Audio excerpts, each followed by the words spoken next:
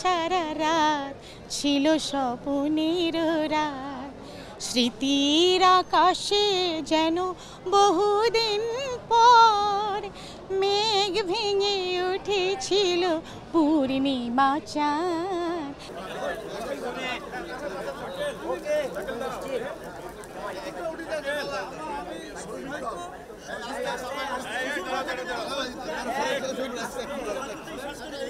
অসাধারণ ভালো লাগা, মানে কি মিডিয়ার মানুষই তো আমার মানুষ, আমি আপনাদের পরিবারের মানুষ। সো এটা একটা অন্যরকম আনন্দ, ভালোবাসা।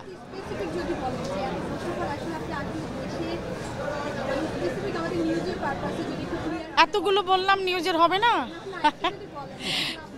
আমি মনে করি যে না, সত্যি সত্যি বলতে এত আমি যা বলেছি, মানে আমি আনন্দ এক কথায় তো বলে শেষ করতে পারবো না, আপনারা তো দেখাবেন অল্প একটু, তো আমার মনে হয় যা রাইট রাইট না, ঠিক আছে, thank you thank you thank you. রাজনৈতিক পরিচয় থাকতেই পারে, কিন্তু তারপরেও তাকে যে কালো তালিকা বা এইভাবে পিছিয়ে রাখা, বেঁধে রাখা, জি জি জি না, এগুলো শিল্পীদের জন্য একটু দুঃখজনক ব্যাপার। কালো রাত্রি বলতে পারেন, কালো দিবস বলতে পারেন, কালো ইতিহাস বলতে পারেন। সেই কারণে যে শিল্পীরা তো দেশের একটা মানে দেশের মুকুট, তারা সম্মানের, শিল্পীরা সবসময় সম্মানের, জাতীয় সম্মান আমরা বয়ে নিয়ে আসি। সারা বিশ্বে আমরা কান্ট্রি রিপ্রেজেন্ট করি, বাংলাদেশকে রিপ্রেজেন্ট করি, বাংলাদেশকে পরিচিত করি আমাদের গানের মাধ্যমে, আমাদের সংস্কৃতির মাধ্যমে। যখন এই সংস্কৃতি, এরা কিন্তু দল মতের ঊর্ধ্বে সবসময়। আর রাজনীতি করাটা এটা এটা হচ্ছে একটা fundamental rights, anybody can do politics, তো সেটা হচ্ছে তার ব্যক্তিগত ইয়ে। তো এখন হচ্ছে মিডিয়ায় যারা কাজ করে বা শিল্প সাহিত্য নিয়ে যারা বাংলাদেশের অত্যন্ত পরিচিত বা দায়িত্বশীল, তখন তারা কিন্তু বাংলাদেশকে রিপ্রেজেন্ট করে সারা বিশ্বের কাছে। আমিও সেই দায়িত্বে করেছি, সেই দায়িত্ব নিয়েই চলেছি।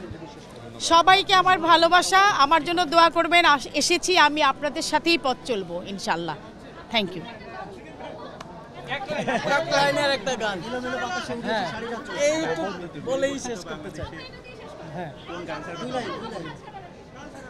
কাল সারা রাত ছিল স্বপ্নের রাত, কাল সারা রাত ছিল স্বপ্নের রাত, স্মৃতির আকাশে যেন বহুদিন পর মেঘ ভেঙে উঠেছিল পূর্ণিমা চাঁদ।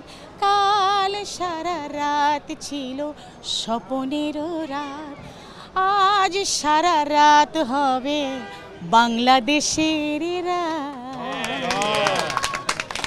Thank you.